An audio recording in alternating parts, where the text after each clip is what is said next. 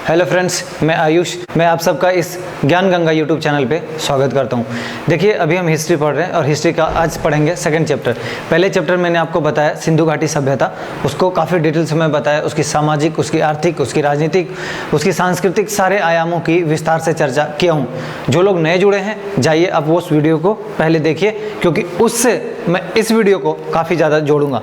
इतिहास अगर मेरे साथ पढ़ रहे हो तो जो मेरा तरीका होगा वो सारे सब्जेक्ट को कनेक्ट करते हुए, हिस्ट्री पढ़ा रहा हूँ लेकिन मैं ज्योग्राफी का यूज लूँगा बहुत ज़्यादा, तो इन सारी बातों को आपको बहुत ज़्यादा समझना होगा और याद रखना होगा और उसी तरीके से आपको बढ़ना होगा। तो फिलहाल आइए, आज का चैप्टर क्या है? राजा, किसान और नगर। अब मैं इन तीनों में पहले आपको रिलेशन समझाने की कोशिश करूंगा, उसके बाद इस चैप्टर पे मैं आऊँगा। सबसे पहले, अगर किसी नगर का डेवलपमेंट होगा, इसका सीधा सीधा एक मतलब है कि वहाँ पे कोई ना कोई राजा होगा, और राजा को स्ट्रॉन्ग बनाने के लिए या किसी भी नगर को स्ट्रॉन्ग बनाने के लिए उसका राजा स्ट्रॉन्ग होना चाहिए, और अगर किसी राजा को स्ट्रॉन्ग होने के लिए उसका प्रजा स्ट्रॉन्ग होना चाहिए। प्रजा में भी खासकर जो उस राज्य में योगदान देता हो, और उस समय सबसे ज़्यादा योगदान अगर कोई देता था तो वो अपने किसान समुदाय होते थे उस समय के। क्लियर? क्योंकि किसान समुदाय ही सबसे ज़्यादा कर की अदायगी करेंगे, और ऐसे में किसानों की भूमिका बहुत महत्वपूर्ण माना जाएगा। क्लियर है ये बात? अब एक बात समझिए, और जब ये राजा और किसान को मैं बता रहा हूँ तो इस किसान से इस राजा को बेनिफिट क्या है?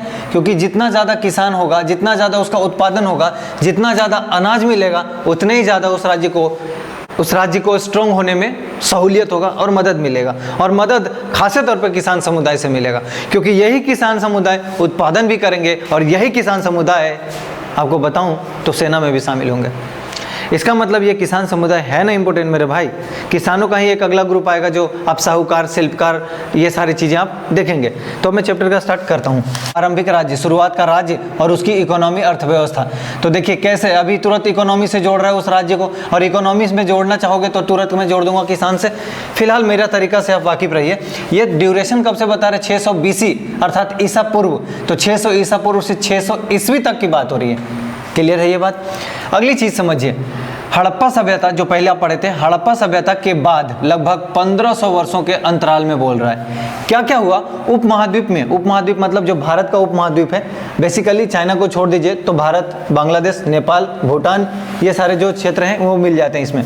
तो भारतीय उपमहाद्वीप के भिन्न भिन्न भागों का विकास हुआ। मतलब भारतीय उपमहाद्वीप में देखेंगे तो अलग अलग भागों का विकास हुआ। इसका परिणाम भी तो अलग अलग होगा। देखिए क्या पहली बात बोल रहा है यहाँ पे, वैदिक काल एक समय है जो कि एनसीईआरटी में फिलहाल नहीं पढ़ना है, बीच में कहीं पे पढ़ना है, लेकिन फिर भी मैं आपकी सहूलियत के लिए जानबूझ के, देखिए बहुत सारी जो नए चीज़ मिलेगा जो इसमें नहीं है। जिस दिन मैं पहला दिन इतिहास का बताया था कि क्यों और कैसे पढ़े, उस दिन मैंने मेंशन करा था कि बहुत सारे ऐसे खंड होंगे जो सिलसिलेवार तरीके से नहीं लिखा हुआ है। उसका आज डेमो इसमें दिखेगा कि मैं क्या बात कर रहा था उस दिन। पहली बात कि आपका वैदिक काल शब्द यूज नहीं किया, बस इतना सा बोला गया कि यहाँ पे ऋग्वेद लिखा गया। तो चलिए, अब जब वैदिक काल पढ़ेंगे तो वैदिक काल में 4 वेदों को लिखा गया था। आपको याद रखने के लिए मैं एक शॉर्टकट में एक शब्द लिखा हूँ, रेज। रेज का मतलब होता है प्रकाश की किरणें, समझते ना? तो मेरे दोस्त, आर से हो गया ऋग्वेद, ए से हो गया अथर्ववेद, वाई से हो गया यजुर्वेद, और एस से हो गया सामवेद। लिख ही देता हूँ। क्या बोला मैं? ऋग्वेद। दूसरा हो जाएगा अथर्ववेद, अगला होगा यजुर्वेद, ये वाली, और ये हो जाएगा सामवेद। ठीक है, तो ये 4 वेद हैं। हालांकि अब बोलोगे ये कब बताओगे? चूंकि मैं पढ़ा रहा हूँ एनसीईआरटी, तो ये जो चीज़ें हैं जो मैं बॉक्स में बनाता जाऊँगा मैं आपको ज़रूर बताऊँगा, लेकिन अभी नहीं, उसके लिए आपको वेट करना पड़ेगा। ठीक है, अगली बात देखिए, इस समय में वेदों के बारे में बताया और 4 वेद बताया, और 4 वेद आपको याद रखना है कि RAYS ऐसे। नेक्स्ट, कृषि बस्तियां बन रही थी। तो कृषि बस्तियां बन रही थी, अभी बताया ना कृषकों को बहुत बड़ा योगदान होगा, तो कृषक बस्तियां आप समझ पा रहे होंगे। इसमें बोल रहा है कि उत्तरी भारत में भी बना, दक्कन के क्षेत्र में भी बना, और कर्नाटका के क्षेत्र में बना।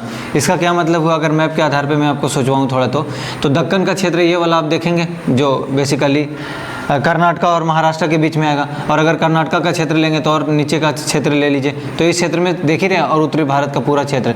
क्यों इन क्षेत्रों में क्यों विकास हो रहा है? उत्तरी क्षेत्र में तो बेसिकली आप देखेंगे बहुत सारा जो 16 महाजनपद पढ़ाऊंगा वो कवर होगा, और जो दक्कन का क्षेत्र होगा और कर्नाटक का क्षेत्र होगा वहाँ भी कुछ राजवंश का उदय हो गया था। तो ये सारी चीज़ें आपको देखने को मिलेगा। अब देखिए यहाँ पे दक्कन का क्षेत्र और कर्नाटक के क्षेत्र में चारावाही बस्तियों का भी विकास हुआ, या फिर कह सकते हो कि चारावाही बस्ती का क्षेत्र था, मतलब कहीं ना कहीं वो लोग पशुपालन पे थोड़ा आश्रित होते थे। अगली बात देखेंगे 600 ईसा पूर्व से बड़ी बड़ी परिवर्तन हुए, मतलब ये जो 600 ईसा पूर्व है, किसी को कह सकते हो 600 BC, तो 600 BC से बड़ी बड़ी परिवर्तन हुए। पहला आरंभिक राज्य बना। आरंभिक राज्य जब बन रहा था तो उसके साथ साथ क्या परिवर्तन हुआ? जैसे राज्य बन रहा है इसका मतलब साम्राज्य का उदय हुआ, साथ साथ राजवाड़ों का भी विकास हुआ। समझ पा रहे हैं? जैसे मगध एक राज्य बनेगा तो मगध साम्राज्य बनेगा बाद में, और उसमें अलग अलग राजे रजवाड़े होंगे, तो वो शब्द का वो वर्णन कर रहा है। नेक्स्ट देखेंगे तो आरंभिक राज्य जब बना तो उसमें क्या क्या परिवर्तन हुआ?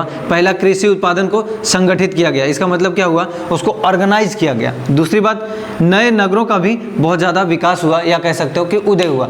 ऐसे में क्या हुआ? इस राज्य का डेवलपमेंट ज़्यादा हुआ। ठीक है, अगली बात देखेंगे कि कैसे मैं कह रहा हूँ, इसका क्या स्रोत है? तो स्रोत साहित्यिक हो सकता है, पुरातात्विक हो सकता है, ये चीज़ तो मैं आपको पहले ही समझा दिया। जब जब किसी भी चैप्टर में किसी भी वंश का जिक्र करूँगा तो इस पर मैं जरूर आऊँगा स्रोत पे। तो इसका मतलब जो साहित्यिक स्रोत होगा वो ग्रंथ उस समय लिखा गया था, और ग्रंथ में भी लिखा गया था धर्म ग्रंथ। ठीक है, और ये धर्म ग्रंथ देखेंगे तो ये ब्राह्मण समुदाय के द्वारा लिखा गया था। ये आज ही लेक्चर में, इसी लेक्चर में मैं चर्चा करूंगा। अगली बात है पुरातात्विक स्रोत। यहाँ पे देखिएगा कुछ अभिलेख मिले, शिलालेख नहीं, और सिक्के और चित्र।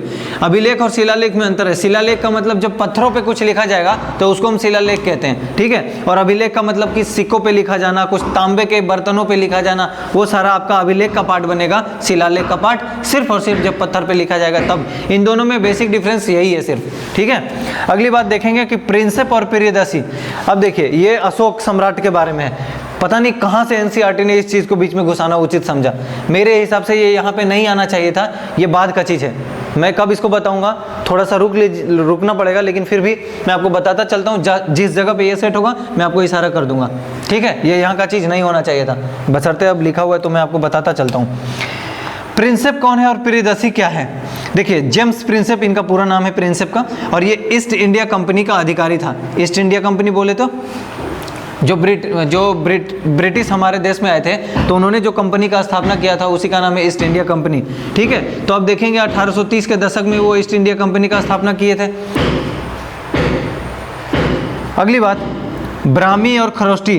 देखिए अशोक जो यूज किए थे वो ब्राह्मी लिपि है, खरोष्टी लिपि है, आरामाइक लिपि है। ये तीन लिपियों का इस्तेमाल करते थे वो। ठीक है, तो इन लिपियों का अर्थ बताया, और इन अर्थों में उन्होंने एक बात बताते गया कि सिक्कों पर और अभिलेखों पर जो लिखा हुआ है वो शब्द है प्रियदर्शी। ठीक है, और प्रियदर्शी लिखा है, तो अभी समझ में आया कि प्रियदर्शी क्या है? समझ गए? ये वाली बात कर रहा हूँ। तो प्रियदर्शी लिखा है, जिसका अर्थ क्या होता है? देवताओं का प्रिय। और कौन था देवताओं का प्रिय? सम्राट अशोक के बारे में बात हो रही है। ठीक, और सर्वाधिक प्रसिद्ध राजा अगर उस समय का कोई होगा तो वो भी कौन है? सम्राट अशोक ही है। ठीक है, तो अभी अब देखेंगे प्रारंभिक समाज। ठीक, तो प्रारंभिक समाज का मतलब हुआ कि प्रारंभ में कैसी सामाजिक व्यवस्था थी, मैं उसकी बात करूंगा। तो सबसे पहले देखिए प्रारंभिक राज्य या प्रारंभिक समाज की कहूँ तो ये 16 महाजनपदों में बटा हुआ था। ठीक है, कितना बोल रहा हूँ? 16 महाजनपद। इसको बहुत अच्छे से समझना है। अगर 12th वाले मुझे सुन रहे हैं तो उनके लिए भी बहुत ज़्यादा इंपॉर्टेंट है, बाकी कंपटीशन वाले अगर मुझे सुन रहे हैं तो उनके लिए बहुत ज़्यादा इंपॉर्टेंट है। कैसे, मैं बताऊँगा, यहाँ से क्वेश्चन बहुत ज़्यादा बनता है। सबसे पहले प्रत्येक महाजनपद की राजधानी होती थी। ठीक है, और दूसरी बात प्रत्येक में प्रत्येक में राजा का शासन होता था। मतलब हर एक में राजा होना जरूरी है। संघ नहीं होता था और गण नहीं होता था। लेकिन अगर आप लिच्छवी देखेंगे तो लिच्छवी में गणराज्य की व्यवस्था थी। देखिए राजधानी किलों से घिरा हुआ होता था। आपको बताया था हड़प्पा में भी कि जो दुर्ग था वो भी आप देखेंगे किलों से घिरा हुआ होता था। रख रखाव सेना के द्वारा किया जाता था। ठीक, अगली बात जो 16 महाजनपद है कुछ का मैं नाम लिखा हूँ, जैसे वज्जी, मगध, कौशल, कुरु, पांचाल, गांधार, अवंती, अन्य और भी हैं। मैं इसका PDF टेलीग्राम पे शेयर कर दूंगा। कुछ लोग को टेलीग्राम में ज्वाइन करने में दिक्कत हो रही है तो आप डिस्क्रिप्शन बॉक्स में जब जाएंगे तो सबसे लास्ट में टेलीग्राम का लिंक दिया हुआ है, ठीक है, तो आप वहां से देख लेंगे। हालांकि आज मैं सबसे पहले डिस्क्रिप्शन बॉक्स में सबसे पहला लिंक जो होगा वो टेलीग्राम का होगा, मैं आज ऐड कर दूंगा इस वीडियो में जो आप लोग देख रहे होंगे, तो जिनको दिक्कत हो रही होगी वहां पे आप देख लेंगे। नेक्स्ट बात क्या बता रहा हूँ कि जो 16 महाजनपदों में प्रथम कौन था, प्रथम मतलब जीता कौन था, इनमें एक्चुअली लड़ाई हुआ, संघर्ष हुआ और जीता मगध। सवाल उठता है कि मगध ही क्यों जीता, मगध में ऐसा क्या खास बात है कि बाकी अन्य को हरा दिया। देखिए 6ठी और 4ठी शताब्दी में मगध आधुनिक बिहार, जो मगध है वह वर्तमान में आधुनिक बिहार का क्षेत्र सबसे अधिक शक्तिशाली महाजनपद बना। सवाल उठता है कि क्यों बना ये सबसे शक्तिशाली और कैसे बना ये शक्तिशाली, इन दोनों बातों का जवाब दूंगा। देखिए सबसे पहले बोल रहा है कि मगध में कृषि की उत्पादन अत्यधिक होती थी क्योंकि वहाँ पे सिंचाई के लिए गंगा नदी का क्षेत्र था, और साथ साथ देखेंगे दूसरी बात कि यहाँ पे ये मैदानी क्षेत्र था, मैदानी क्षेत्र है प्लस पानी की सुविधाएं हैं, ठीक है, तो ऐसे में क्या होगा, यहाँ पे कृषि का उत्पादन ज़्यादा होगा, और यही मैं आपको बताना चाह रहा हूँ। दूसरी पॉइंट इसके साथ जुड़ा हुआ है कि लोहे की बहुत ज़्यादा यहाँ पे खदानें थी, मतलब लोहे की खानें थी, या कह सकते हो कि यहाँ पे बहुत ज़्यादा माइनिंग हो रहा था, तो ऐसे में लोहे का इस्तेमाल हथियारों में भी किया गया और कृषि उपकरण में भी किया गया। जैसे बहुत पहले सुने होंगे कि हड्डियों से खेतों को कोड़ा जाता था, बाद में क्या हुआ कि हल बनाया गया, बाद में क्या हुआ जब लोहे का हल बनेगा तो आप समझ रहे हैं मिट्टी की उर्वरक क्षमता को थोड़ा सा वो बढ़ा देगा, समझ रहे हैं, ढंग से जुताई होगा। ऐसे में क्या होगा कि वहाँ का उत्पादन को बढ़ाने में ये भी एक मददगार साबित होगा लोहे का उपयोग, ठीक है। अगली बात देखेंगे तो यहाँ पे जंगली क्षेत्र भी बहुत ज़्यादा है, ठीक है, वर्तमान के झारखंड का जो क्षेत्र देखेंगे उसी तरह से मैं बोल रहा हूँ कि वहाँ पे जंगल का क्षेत्र बहुत ज़्यादा होता था, तो वहाँ पे क्या होता था, हाथियों की संख्या बहुत ज़्यादा होता था, और हाथी सेना का एक अंग के रूप में जाना जाता था। इसका मतलब सेना में ठीक ठाक हाथियों का इस्तेमाल करते थे, ठीक है। अगली बात, यहाँ का जो शासक होता था मगध का, वो भी बहुत ज़्यादा कुशल होता था, साथ साथ बहुत ज़्यादा महत्वाकांक्षी होता था। देखिए इसके बाद का चीज़ें यहाँ नहीं पढ़नी है, लेकिन मैं आपको बताता चलूँ कि मगध वंश, जब मगध महाजनपद था तो उस महाजनपद में एक जीतता है, यही है वो मगध महाजनपद।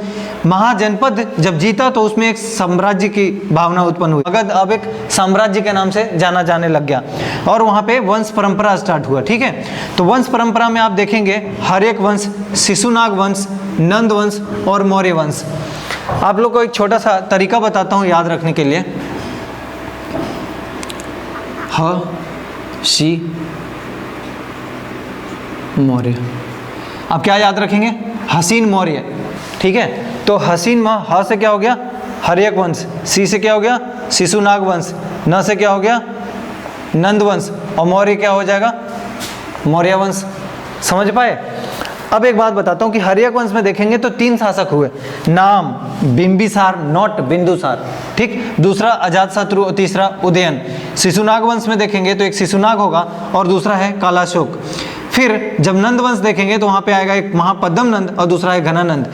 घनानंद सिकंदर के समकालीन था, और घनानंद चाणक्य का अपमान करता है, और चाणक्य उसी का बदला लेने के लिए चंद्रगुप्त को ट्रेनिंग देता है, और चंद्रगुप्त मौर्य फाइनली धनानंद को हराता है, मारता है, और उसके बाद एक नया वंश का स्थापना होता है, उसी का नाम होता है बाद में मौर्य वंश। और ये मौर्य वंश में देखेंगे तो पहला चंद्रगुप्त मौर्य, दूसरा बिंदुसार, और तीसरा सबसे शक्तिशाली शासक अशोक, सम्राट अशोक। और इसी अशोक के बारे में मैंने इसीलिए कहा था कि ये चीज़ यहाँ के बाद पढ़ने चाहिए, अभी नहीं मिलना चाहिए था, तो अगर अब यहाँ पे आता तो आपके लिए ज़्यादा शायद सहूलियत होता। जो मैं आपको बता रहा था कि जैसे जैसे आप देखेंगे मगध साम्राज्य में मगध वंश का स्थापना होता है, उसी समय आपको एक बात बताया था कि यहाँ जब मगध का स्टार्ट होता है तो पहला वंश कौन है। 1000 बार क्वेश्चन पूछा कि पहला वंश कौन सा है, पहला वंश कौन सा है, हर्यक वंश। और पहला शासक मगध का कौन है, बिंबिसार है, बिंदुसार नहीं।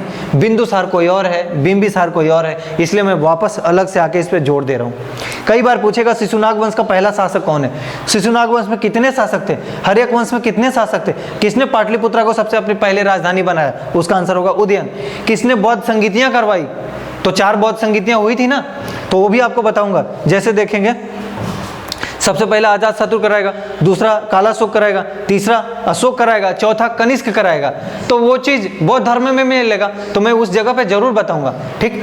तो मैं क्या कहना चाह रहा हूँ कि इस चीज़ को लेके एकदम तनाव नहीं लीजिएगा कि ये चीज़ें कब आने वाली है, ये आएगी और बहुत अच्छे से बताया जाएगा। लेकिन एक बार आप अपना बेस तो बना लीजिए अच्छे से, उसके बाद मैं कुछ भी कितना भी टफ चीज़ें बताने की कोशिश करूंगा, आपका बेस बना रहेगा, आपको बिल्कुल समझ में आएगा।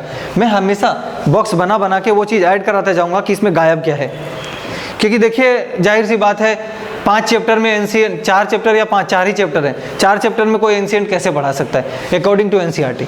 ठीक है, मैं ये नहीं कह रहा एनसीईआरटी लिखा है, ये चीज़ें कई जगह 7वीं में, कई जगह 6ठी में, कई जगह 8वीं में, कई जगह 9वीं में, कई जगह 10वीं में, तो बहुत ज़्यादा अलग अलग तरह से अरेंज किया हुआ है। तो उस चीज़ को एक बार मैं बता दूंगा बाकायदा, अभी एक बार एनसीईआरटी पढ़ लीजिए, उसके बाद वो भी कराऊंगा, और वो भी हालांकि एनसीईआरटी का ही समराइज किया हुआ है। ठीक है, तनाव नहीं लेना है इस बात के लिए। फिर भी अगर किसी को कोई शिकायत हो या कोई सुझाव हो तो आप जरूर कमेंट बॉक्स में जाइए और कमेंट्स कीजिए। ठीक, अभी देखिए जो मैंने बॉक्स बनाया, ये जो देख पा रहे होंगे ब्लू कलर, ग्रीन कलर का, ठीक, ये एक्चुअली एनसीईआरटी का हिस्सा नहीं है। लेकिन मेरे दोस्त मैं क्या करूँ, सीधा इन्होंने 16 महाजनपद का नाम लिया और सीधा अशोक पे पहुंच गया। इसका मतलब इस एंशिएंट भारत में इतने सारे नाम गायब है, इतने सारे वंश गायब है। अब बोलोगे ये कब बताओगे, मैं जरूर बताऊंगा, इसीलिए मैं बॉक्स बनाता जा रहा हूँ कि ये चीज़ें लैक है, ये चीज़ें एनसीईआरटी में यहाँ पे नहीं है कहीं और है, किसी और क्लास में, लेकिन इस जगह पे नहीं है। तो आप बिल्कुल भी चिंता ना करें, जब मैं एक अलग से क्लास लेना शुरू करूँगा इतिहास का प्रॉपर रूप से, तब इन सारी चीज़ों को एक एक करके बाकायदा मैं बताता हुआ जाऊंगा। अभी पॉसिबल नहीं है कि दोनों को साथ में मर्ज करता चलूं। ठीक है, अगली बात देखिए, 6ठी शताब्दी। 6ठी शताब्दी बोल रहा है कि 600 BC या ईसा पूर्व एक महत्वपूर्ण काल के रूप में जाना जाता है। आखिर ऐसा क्या हुआ जो इसे महत्वपूर्ण काल या समय बोला जा रहा है? सबसे पहला ये आरंभिक राज्य इस समय देखने को मिलता है, और यहाँ पे नगरों का विकास बहुत ज़्यादा हो रहा है। इसका मतलब नगरीकरण कहीं ना कहीं बढ़ रहा है। अगली बात देखेंगे कि लोहे का प्रयोग होने लग गया, और इस लोहे के प्रयोग होने के कारण बहुत ज़्यादा 2 चीज़ों में क्रांति आई। एक तो आप देखेंगे कृषि उपकरण बनने लगे, अभी आपको बता ही रहा था, और दूसरे देखेंगे कि सेना में, मतलब सैनिक के लिए हथियार भी बनने लगे। सिक्कों का भी विकास हुआ, और सिक्कों का विकास हुआ तो कल आपको बता रहा था कि व्यापार होने के लिए मुद्रा विनिमय भी चलता है और वस्तु विनिमय भी चलता है। इसका मतलब वस्तु विनिमय से इतर होकर अब मुद्रा विनिमय बढ़ जाएगा। वही मैं कह रहा हूँ कि मुद्रा का विकास हो गया तो मुद्रा विनिमय क्या होगा, ये बढ़ने लग जाएगा धीरे धीरे। ठीक, विचारक सामने आए, जैसे 2 विचारकों का नाम लूंगा मैं, एक बौद्ध धर्म और दूसरा जैन धर्म। और ये बौद्ध धर्म और ये जैन धर्म दोनों को पढ़ना है, लेकिन यहाँ पे नहीं पढ़ना है, 4थे चैप्टर में पढ़ना है अकॉर्डिंग टू एनसीईआरटी।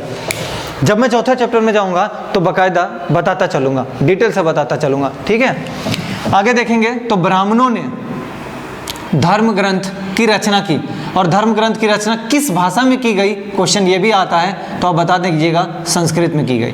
साथ साथ शासक सहित, मतलब इस धर्म ग्रंथ में लिखा का गया वो तो जानना चाहिए। तो पहले बोला गया कि शासक सहित सभी के लिए नियम बनेगा, और वो नियमों का पालन करते हुए आगे बढ़ेंगे।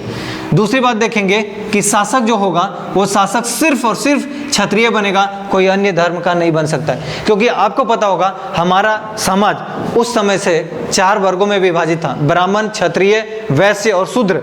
तो क्या बोल रहा है कि क्षत्रिय ही राजा बनेंगे, बाकी वैश्य और शूद्र नहीं बन सकते हैं। अगली बात, ये शासक जो है इसका काम क्या होगा, इसका कार्य क्या होगा? कार्य होगा इसका कर वसूली करना, मतलब टैक्स कलेक्ट करना। किससे टैक्स लेगा? किसानों से लेगा, व्यापारी से लेगा, शिल्पकार से लेगा, लेकिन ध्यान रहे, क्या बोलते उसको यार, ध्यान रहे, ब्राह्मणों से टैक्स नहीं लिया जाएगा। ठीक है, अगली बात, संपत्ति हेतु पड़ोसी राज्यों पर आक्रमण कर सकते हैं, ये नियम था। इसका मतलब कहीं ना कहीं उस समय हथियारों का और जो राजस्व था, जितना ज़्यादा वसूली आएगा और हथियार जितना ज़्यादा होगा, जितना ज़्यादा जंगली पशु जैसे हाथी होंगे, वो राज्य उतना स्ट्रॉन्ग होगा और राज्य का साम्राज्य उतना ज़्यादा बढ़ेगा। और इनमें कहीं ना कहीं किसानों को भूमिका है इंपॉर्टेंट। यही अभी आपको बता रहा था कि किसान बहुत इंपॉर्टेंट है। किसान राजा को बल देंगे और राजा नगरों का विकास करेगा। इसीलिए इस चैप्टर का जो नाम है राजा, किसान और नगर, तीनों एक दूसरे से लिंक है। अब आप समझिए, संपत्ति हेतु पड़ोसी राज्यों पर आक्रमण कर सकता है। तो धीरे धीरे कुछ राज्यों ने अपनी अस्थाई सेना व नौकरशाही तंत्र को स्थापित कर दिया। क्यों अस्थाई कर दिया? क्योंकि इनको हमेशा क्या होगा, आक्रमण करना पड़ेगा, एक दूसरे पे अटैक करना पड़ेगा। और ऐसे में अगर साम्राज्य इतना था तो अगले साम्राज्य को जीतते चले जाएंगे, और साम्राज्य का बाद में क्या होता चला जाएगा, विस्तार होता चला जाएगा। नेक्स्ट बात बोल रहा है कि कुछ राज्य सहायक सेना पर निर्भर होती थी। आपको ये भी बताया था थोड़ी देर पहले कि कुछ किसान सेना में भी भर्ती होते थे, कुछ किसान कृषि काम करते थे। तो वही बोल रहा हूँ, कृषक वर्ग से नियुक्त कर लिया जाता था सेना, और टेम्पोररी सेना का भी विकास किया गया। तो इसी के साथ मैं आपसे विदा लेता हूँ, लेकिन दोस्तों को शेयर सब्सक्राइब जरूर करवाएं, और जानता हूँ आप कर रहे हैं। ठीक है, धन्यवाद।